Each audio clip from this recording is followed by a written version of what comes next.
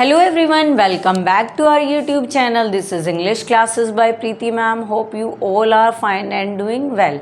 Let's start our topic without any delay. Today's topic is about 10 question of English grammar related to your competitive exams like CET, HTET and other state tests also. Let's start our first question without any delay. They are the most expected question for your exam. Let's start with the first question. He is dash honor to his profession. कि वो क्या है, अपने profession के लिए बिल्कुल क्या है, सम्मानीय है या सम्मान के लायक है. अब यहाँ पे हमें आर्टिकल फिल करना है. आर्टिकल के लिए क्या देखते हैं हम कि नाउन, आर्टिकल से पहले जो बाद जो नाउन लगा होता है वो क्या है, ऑनर वर्ड है. साउंड कैसी आ रही है, ओ की साउंड आ रही है. ऑनर ओ की साउंड आ रही है. इट मीन्स जब वोवल साउंड आती है तो एन का यूज होता है, एन आर्टिकल का. Then right answer is an. This is the right answer. He is an honour to his profession. एक सम्मान है वो अपने प्रोफेशन के लिए, सम्मानीय है वो अपने प्रोफेशन के लिए. एन आर्टिकल यूज होगा यहाँ पे.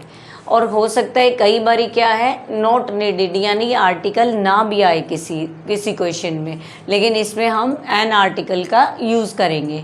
Next question is he will unlock the door. He वो दरवाजे को अनलॉक करेगा. When he dash here. जब वो व्हेन ही डैश हेयर. अब यहाँ पे क्या है, एक साइड विल है, फ्यूचर है तो दूसरे क्लॉज में क्या होता है, एक क्लॉज में अगर फ्यूचर टेंस है तो दूसरे में सिंपल प्रेजेंट आता है. ध्यान रखना है आपको.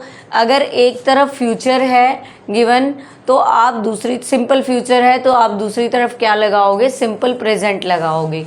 ये आपकी ट्रिक्स हैं, आपको याद रखनी है. तो इसमें आपका ऑप्शन गेट्स, फर्स्ट फॉर्म के साथ SEIES, क्योंकि ही है यहाँ पे, सिंगुलर के लिए SEIES लगता है तो गेट्स आ जाएगा इसमें. He will unlock the door when he gets here. जब वो यहाँ आएगा तो दरवाजे को खोल देगा, ठीक है, अनलॉक कर देगा. Gets is the right option. Let's see the next question. We dash since 2 o'clock. Since के साथ टाइम दे रखा है, एग्जैक्ट टाइम के साथ सिंस लगता है पहली बात तो. और सिंस दे रखा है तो आपका टेंस लगेगा परफेक्ट कंटिन्यूस, लास्ट वाला टेंस. लेकिन यहाँ हमें प्रेजेंट लगाना है, पास्ट लगाना है, फ्यूचर. वो कैसे डिसाइड होगा, यहाँ ना तो पास्ट का हिंट है सेंटेंस में, ना फ्यूचर का हिंट है. जब पास्ट का हिंट ना हो, फ्यूचर का हिंट ना हो तो हम प्रेजेंट परफेक्ट कंटिन्यूस लगाएंगे. उसमें क्या होता है, हैज़, हैव, बीन, वर्ब की फर्स्ट फॉर्म ING. अब इसमें वॉज रीडिंग नहीं लगेगा, पास तो लगेगा ही नहीं. Have been reading is the right answer. We के साथ, वी क्या है हमारा, प्लूरल है. वी हमारा प्लूरल है, प्लूरल के साथ हैव लगता है, प्लूरल के साथ हैव लगता है, सिंगुलर के साथ हैज़ लगता है. इसीलिए आंसर हो जाएगा we have been reading since 2 o'clock. We have been reading since 2 o'clock, कि मैं 2 बजे से पढ़ रहा हूँ. कोई टाइम फिक्स दिया जाए और उस टाइम से लेके अभी तक क्या है, एक्शन कंटिन्यू है. Let's see the next question. You can not befool me, कि तुम मुझे पागल नहीं बना सकते. और as I was not born yesterday, मैं कल पैदा नहीं हुआ हूँ.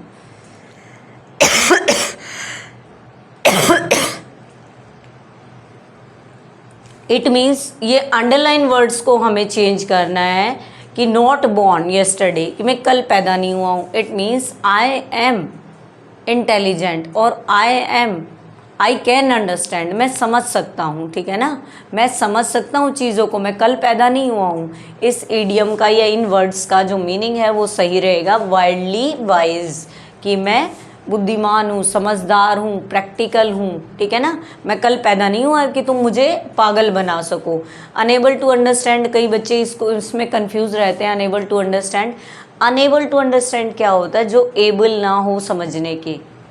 ये फॉल्स ऑफ भी नहीं होगी, झूठी उम्मीद देना, वीक भी नहीं होगा. Right answer is worldly wise, यानी जो प्रैक्टिकली इंटेलिजेंट हो, नहीं प्रैक्टिकल मैन हो और समझदार हो, उसके लिए वर्ल्डली वाइज यूज़ किया जाएगा. Let's see the next question. Next question is of subject verb agreement. Subject verb agreement का क्वेश्चन है, ध्यान से देखेंगे. Each of the sports women, women EN है, यहाँ हमारा प्लूरल है. और प्लूरल के बाद क्या होती है, वर्ब भी प्लूरल होती है. Were given to a certificate, लेकिन यहाँ पे विमेन के अकॉर्डिंग वर्ब नहीं आएगी, यहाँ पे ईच के अकॉर्डिंग वर्ब आएगी. अगर सेंटेंस में ईच है, एवरी है, एवरीबडी है, समबडी है, नोबडी है, एनीबडी है, तो हमारी जो वर्ब रहेगी वो हमारी कैसी रहेगी, सिंगुलर रहेगी, ना कि प्लूरल. तो यहाँ पे वर नहीं आएगा, वर की जगह आपका वोज आएगा. Each of the sports women was given a certificate. हर एक जो स्पोर्ट्स विमेन थी उनको सर्टिफिकेट दिया गया था. अब यहाँ पे प्लूरल नहीं आएगी, वर्ब सिंगुलर आएगी. Let's see the next question. We met a lot of people, कि हम बहुत सारे लोगों से मिले. Dash we were on holiday, जबकि हम हॉलीडे पे थे.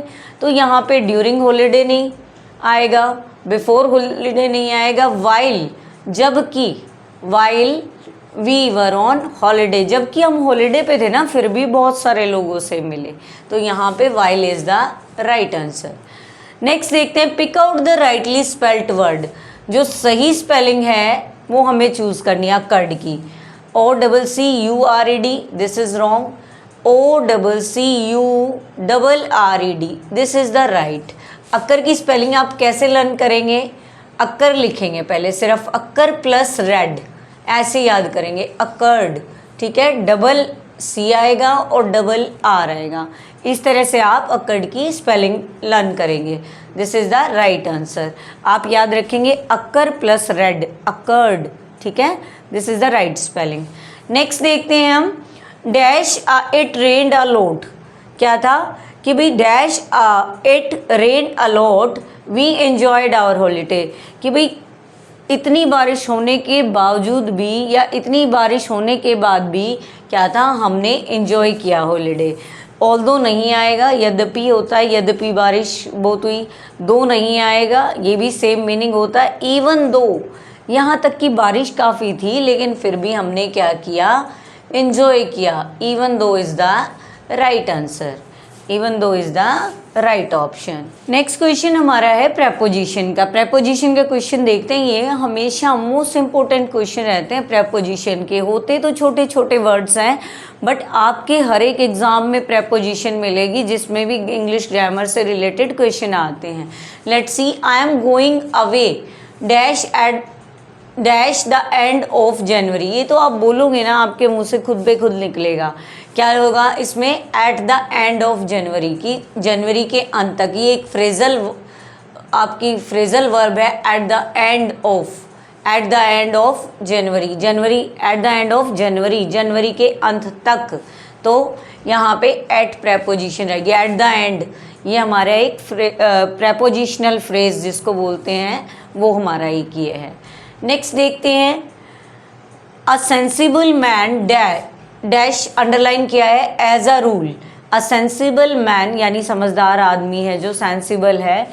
As a rule cares much for public opinion, वो केयर करता है पब्लिक ओपिनियन के लिए. अब ऑप्शंस देखते हैं. एज अ रूल को क्या चीज़ रिप्लेस कर सकती है, वट एवर मे बी. नहीं, ऐसा नहीं है कि वो whatever may be the cost, इससे कोई रिलेशन नहीं है इसका. वट एवर मे हैपन, कि कुछ भी हो, ऐसा नहीं है. इन रियलिटी, रियल की बात नहीं है. यूजुअली, आम तौर पर, यूजुअली मीन्स कॉमनली या आम तौर पर. जो सेंसिबल आदमी है आम तौर पर वो केयर करता है पब्लिक ओपिनियन की. तो usually is the right answer. D option is the right answer. It is replaced by usually. As a rule is replaced by usually. Can replaced by, कर सकते हैं हम इसको रिप्लेस. तो आज हमने 10 सेंटेंस पढ़े. 10 के 10 सेंटेंस मोस्ट इंपॉर्टेंट सेंटेंसेस थे. उनमें से कोई ना कोई सेंटेंस तो आपके एग्ज़ाम में ज़रूर आ जाएगा. आई होप आपको समझ आए होंगे सेंटेंसेस. और आपको यदि ये सेंटेंसेस अच्छे लगे हैं तो आप हमारे चैनल सबको सब्सक्राइब करना ना भूलें. हमारी वीडियोस को लाइक और शेयर करना बिल्कुल भी ना भूलें. ऐसे ही क्वेश्चंस हम आपके लिए आगे लाते रहेंगे. जो भी आपका अपकमिंग एग्ज़ाम होगा उनसे रिलेटेड क्वेश्चंस, इंग्लिश से रिलेटेड क्वेश्चन लाते रहेंगे. Thank you student for watching and listening my videos.